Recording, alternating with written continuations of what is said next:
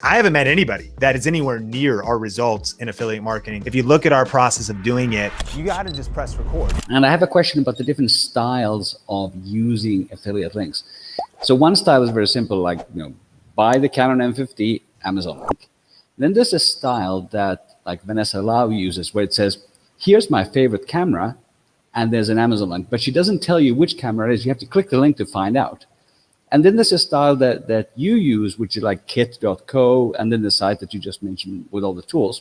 So I'm wondering, which of these different styles would you recommend? What are the pros and cons of doing like Vanessa's method? I imagine that the advantage of that is that you get the Amazon cookie just for finding out which camera it is. So I would appreciate a little bit of thoughts as I'm just getting started with affiliate marketing in the next couple of months.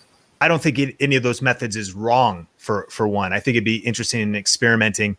I would say that I think at Think Media, we have definitely kind of tapped into doing affiliate marketing at a pretty world-class level.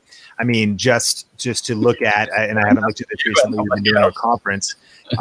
We are at just this month at something like 117,000 clicks and have earned 14,000 in profit just this month. Pretty decent. So let's say last month we did something like $34,189. And we can also see, of course, a lot of that has to do with camera and photography, musical instruments. You can see how it breaks down. And this is the back end. Friends, we don't only just have the clicks here, but the amount of ordered items, the conversion rate, 5.61. That I think is a big key in answer to your question, because the conversion rate is not necessarily, it has to do maybe with how valuable the video is and thinking through the entire customer journey in affiliate marketing, if that makes sense. Because I think what's happened at Think Media, a couple summarized principles is, I think part of it's trust. Again, affiliate marketing for us is not just like a cash grab.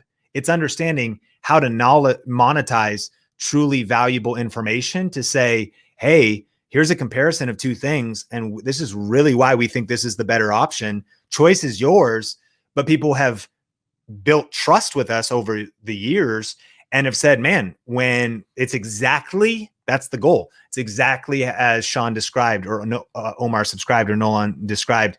And I feel like I've invested my money in something that's good. And of course, affiliate marketing doesn't make the product cost anymore. So it's such a great way to earn money as a creator. But to maybe answer your question more specifically, we've bolted on, I think the Think Media tools page that we just give an example, that's something eventually everybody should do. Because eventually as an online entrepreneur, you should have what tools you use on your website. Like, think about it, right? Eventually, you're going to probably pick a place where you're going to be building your email list. Eventually, you're going to pick, for us, it's crazy how many different, we have at this stage in business, Slack and Monday.com, and we use Epidemic Music, and we use MusicBed, and we use Kajabi, and we also use Thinkific, and we also use a text message service. I forget what it's called. And we also use vidIQ. And so eventually there's just so many different tools. By summarizing where those all are, you can share it quickly like I just did. And if people want an example, go to Think Media Tools. It's an example of exactly what you said in regards. These, of course, are our affiliate links. And it's taken, I want to encourage you, it's taken years, right, to build this all up. And so start simple. In regards to Vanessa's method, yes, maybe you get the click, but my guess is a couple things. I don't think she takes like Amazon affiliate marketing anywhere near as serious as we do, because she's built such a profitable coaching and even course business, helping people with Instagram and build their businesses. And I haven't met anybody that is anywhere near our results in affiliate marketing. So I do think if I was to lean, not just because it's kind of our process, if you look at our process of doing it, it's sort of a linear flow of super valuable search-based video, answering a question, and giving what we believe to be the most ethical, solid, helpful answer, and then clearly letting people find that answer in the description. So things like verbal call to actions to let people know, And so there are links in the description to these products, maybe even knowing ahead of time before you press record. And right now, webcams are kind of sold out and kind of hard to find. And so I've actually linked a couple different resources in the description down below. So you can check B&H Photo, Amazon, and eBay, which may be the only place that you can get this webcam right now. That is just very clear instructions to the viewer to be able to now go search that out, click those links. And if they were to click Amazon, B&H, and eBay, that cookie would be on all three sites in regards to, or on that computer for all three sites in regards to whatever purchases they make for whatever the cookie time frame is. So I'm not sure if I answered your question good, but what are your thoughts on that answer? But the idea of building that site of your own, I think that is probably a good idea also to show your viewers that you are serious, that you do evaluate all these different products, and I guess that would give a good impression to somebody that, oh, he doesn't only push this one product, but he actually has intelligent views about all these different things. So I'm inspired to put together that list, and I think it doesn't have to be complicated. I think I could just put it on my WordPress site. It could just be a page. Here are the tools that I use with affiliate links, right? 100%. And then it becomes both. You can have even that link in your description all the time to just people could maybe stumble on it. You could have the specific video with a specific call to action, like you're doing here, talking about maybe M50 versus Canon, the camcorder. So you have the M50 link, or a Zoom affiliate link. Does Zoom have an affiliate program? Used to have it, but I think they quit it during the current situation. Yeah, that makes sense. That's something that we haven't really promoted. So, whatever it is, whether it could be StreamYard or something else you talk about. But then the power of having those clear URLs or something clear you could share on a live stream is exactly thinkmediatools.com. It also gives you the chance to maybe go live, answer Q&A, or even share on social. Like you could send a tweet out that website stands alone.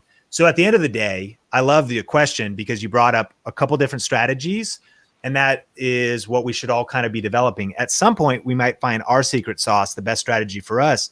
But my kind of summary answer is do all of them. I mean, or do the best one for the context of the content you're creating. You know what I mean? You never, as this is a great tip too, you usually in any one video, you only want one call to action though. And that's kind of a good online marketing. Like if you tell people to go 4 places, they're going to go nowhere because like, how can I go in 4 directions? Is it north, south, east, or west? So when thinking about what strategy you're going to use in regards to a call to action, to an affiliate link or whatever, I would encourage always research before you press record and plan your video before you press record to think through the whole process. As we get better in creating our videos, it's actually thinking through the whole thing of how does this all align? How is this all congruent so that the viewer, it's one of those things where once you're done recording, you're editing or the video's coming out, you're like, shoot, I should have said, I've done that a million times. Wait a minute, like I could have been a lot. I didn't make that very easy for the viewer. And I'm sure that everybody watching this can maybe relate where you look back and you're like, shoot, what if I would have given a call to action? One of the things that I find so fascinating is I remember I was like flipping watches and I looked at like these Nixon watches, like a watch like this. And I would see a watch like this video right here, where this person just shows off this watch. And okay, it looks like they might have an affiliate link. Nope, they don't. It's not an affiliate link to eBay, and it doesn't link to anything. And so this particular video, by just kind of reviewing a watch, has 86,000 views and potentially no affiliate link in the description.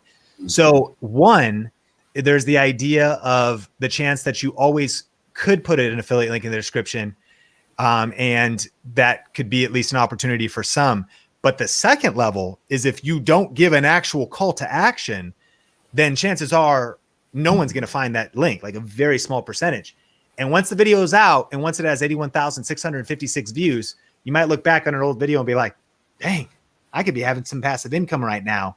But hopefully that becomes a lesson. And even watching this Coffee with Candle, we think through to be like, man, on that next one, I would just want to make sure that my messaging, my call to actions, the things I include in the video, the verbal call to actions I give, the description, I want to remove friction as best as possible and just make sure I'm clear and helpful, and I serve the viewer and I let them know about a summary of show notes and links in the description or whatever. Because if you don't give that verbal call to action, then chances are you're not going to ever make any affiliate sales, or you're going to make very few. So that's just kind of a practical tip for everybody. Are you curious about the programs and services here at Think? Want to chat with a real person to help you on your next steps? Well, we've got you covered. Jump on the phone for a quick 15-minute discovery call with a Think Media certified coach to help you with your next steps. Just go to talkwiththink.com to schedule your free call.